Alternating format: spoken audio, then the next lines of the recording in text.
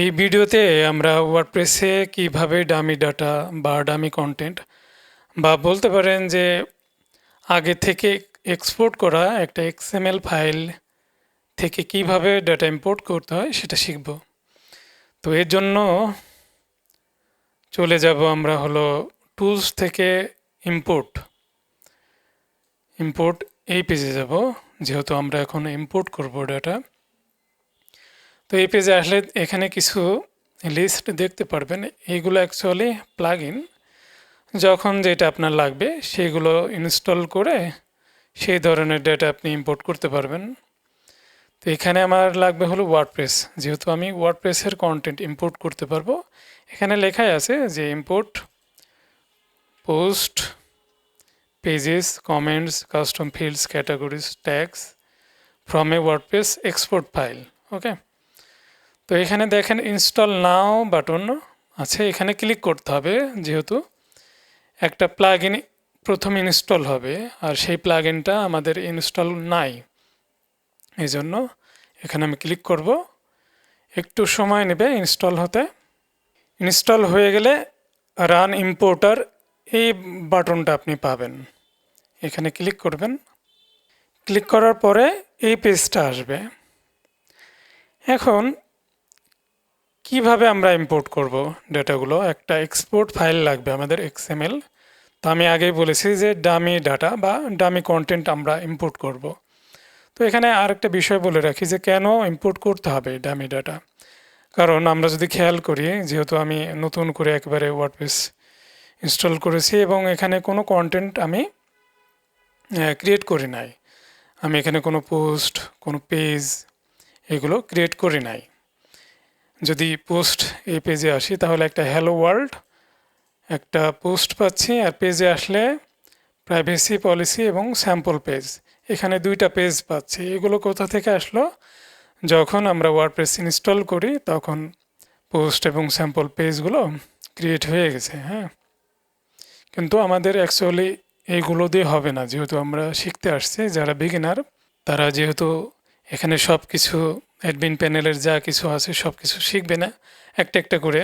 আমাদের সাইটে যদি কন্টেন্ট না থাকে তাহলে কিন্তু অনেক কিছুই অনেক এখানে ফাংশনালিটি আছে, হ্যাঁ, অনেক অপশন আছে যেগুলো অ্যাকচুয়ালি কাজ করবে না বা দেখাতে পারবো না, এগুলো তো আমাদের ওইটা লাগবে। এর জন্য আমি কি করব, ওয়ার্ডপ্রেস থিম ইউনিট টেস্ট এটাই লিখবেন, থিম ইউনিট টেস্ট এটা লিখে সার্চ করবেন। সার্চ করার প্রথমে দেখেন এটা আসছে, এখানে আমি যাব। এখানে যাওয়ার পরে একটা আছে গিটহাবের লিঙ্ক, গিটহাব থেকে ডাউনলোড করতে পারেন, অথবা এখানে একটা লিঙ্ক দেওয়া আছে এক্সএমএল ফাইলের লিঙ্ক, এখানে ক্লিক করলাম। ক্লিক করার পরে দেখতে পাচ্ছেন যে এখানে অ্যাকচুয়ালি এক্সএমএল কোড আছে। তো এই ফাইলটা সেভ করতে হবে। কিভাবে সেভ করব? জাস্ট কিবোর্ড থেকে কন্ট্রোল এস, অথবা যারা ম্যাক ইউজ করতেছেন তারা কমান্ড এস মেবি, আমি যেহেতু ম্যাক ইউজ করি না, তো আমি উইন্ডোজ থেকে কন্ট্রোল এস প্রেস করলাম সেভ করার জন্য, অথবা যে ব্রাউজারে গিয়ে আমি ক্রোম ইউজ করতেছি, ক্রোমের এখানে দেখেন এই যে এই অপশনটাতে এসে এখানে সেভ পেজেস, এখানে যে শর্টকাটটা লেখা আছে এটাতে ক্লিক করলেও হবে। তো যে কোনো এক জায়গায় সেভ করে রাখবেন। আমি সেভ করে রাখলাম ফাইলটা। এটা এখন আর দরকার নেই, আমি ক্লোজ করে দিলাম। এখন আমি সেই ইম্পোর্ট পেজে যাব। এখান থেকে জাস্ট চুজ ফাইল, এখান থেকে ফাইলটা সিলেক্ট করে দিতে হবে। Then upload file and import এই বাটনে ক্লিক করতে হবে। এখানে কয়েকটা অপশন আছে, এই অপশনগুলো আমরা একটু বুঝে নিই। যে ফাইলটা আমরা ইম্পোর্ট করতে যাচ্ছি সেখানে যেসব কন্টেন্ট আছে সেই কন্টেন্টগুলো দুইটা ইউজারের মাধ্যমে ক্রিয়েট হয়েছে। এই যে ইউজারগুলো দেখাচ্ছে, এই জন্য এখানে দুইটা অপশন আসছে 1 2। হ্যাঁ, তো এখন আমরা যদি চাই যে কন্টেন্টগুলো আমি ইম্পোর্ট করব, যে থিম বাস্টার এর যে কন্টেন্ট আছে এটাকে আমি নতুন একটা ইউজার ক্রিয়েট করে সেটাতে ইম্পোর্ট করতে পারি। সেই ইউজারের আন্ডারে চলে যাবে এর কন্টেন্টগুলো, অথবা এখানে যে এক্সিস্টিং আমার সাইটে যে এক্সিস্টিং ইউজার আছে তাদের মধ্যে কোনো একটাতে আমি অ্যাসাইন করে দিতে পারি, যেহেতু আমার এখানে শুধুমাত্র একটাই ইউজার আছে অ্যাডমিন নামে। এই অ্যাডমিনে অ্যাসাইন করে দিতে পারি এই ইউজারের কন্টেন্টগুলো। আচ্ছা, আর একটা ইউজার আছে, এর কন্টেন্টগুলো আমি চাইলে নতুন ইউজার ক্রিয়েট করে তার সাথে অ্যাসাইন করে দিতে পারি, অথবা এক্সিস্টিং ইউজারের সাথে অ্যাসাইন করে দিতে পারি। তো আমি কোনোটাই করব না, কারণ এইগুলো আমার লাগবে, ডিফারেন্ট ডিফারেন্ট ইউজারের আন্ডারে কন্টেন্ট থাকতে হবে, এগুলো আমার শিখতে গেলে ফিউচারে লাগবে। আচ্ছা, এরপরে আসি download and import file attachment. এটা কি টিক দিয়ে রাখবো কি না? হ্যাঁ, অবশ্যই টিক দিয়ে রাখবো, কারণ কিছু মিডিয়া ফাইল যেমন ইমেজ, অডিও, ভিডিও ফাইল এগুলোও ইম্পোর্ট হবে। তো এইগুলোর জন্য অবশ্যই ইন্টারনেট কানেকশন থাকতে হবে, কারণ এইগুলো কিন্তু ডাউনলোড হবে। এজন্য এটাতে টিক দিয়ে রাখবেন, দেন সাবমিট করবেন। আর এখানে আরেকটা অপশন আছে, এটা অবশ্যই টিক দিয়ে রাখবেন, কারণ যে কন্টেন্টগুলো আমরা এখন ইম্পোর্ট করব সেখানে হয়তো এই অন্য সাইটের লিঙ্ক আছে, ওই লিঙ্কগুলো চেঞ্জ হয়ে যায় না, আমার এই কারেন্ট সাইটে হয়ে যায়। এই জন্য তারপরে সাবমিট এই বাটনে ক্লিক করতে হবে। তো এইখানে ক্লিক করার পরে, সাবমিটে ক্লিক করার পরে এই পেজেই থাকবেন, ক্লোজ করে দেবেন না কখনো, মনের ভুলেও এটাকে ক্লোজ করবেন না, ওকে? আর এটা এইভাবে ট্যাবে দেখছেন যে ঘুরছে, এভাবে ঘুরতে থাকবে কিছুক্ষণ, হতে পারে 1 মিনিট, 2 মিনিট, 3 মিনিট ওয়েট করবেন। আচ্ছা, এখানে আর কিছু কথা বলে রাখি, যে ফাইলটা আমরা ইম্পোর্ট করতেছি, যে থিম ইউনিট টেস্ট, এটা কিন্তু খুবই গুরুত্বপূর্ণ একটা ফাইল।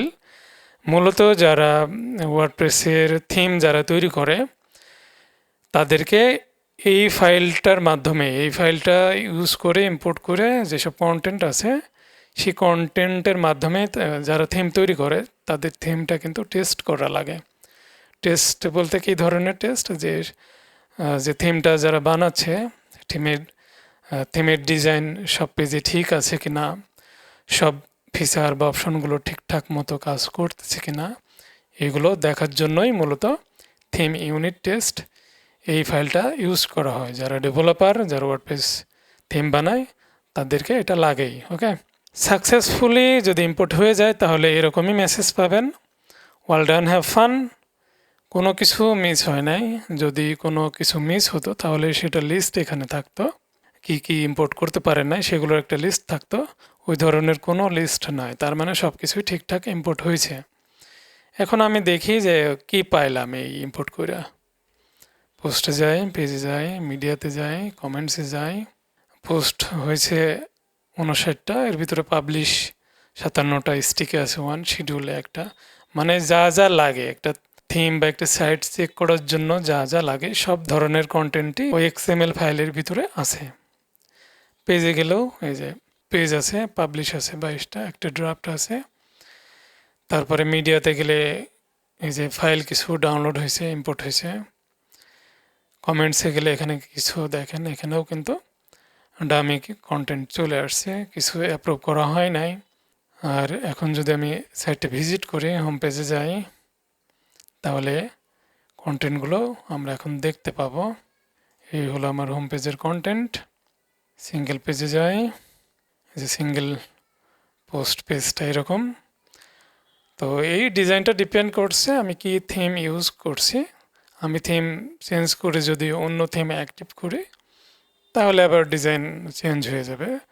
এখন যেমন আমার এখানে ক্যাডেন্স আছে, আমি ধরেন একটা নতুন একটা থিম এখানে ইনস্টল করে অ্যাক্টিভ করি।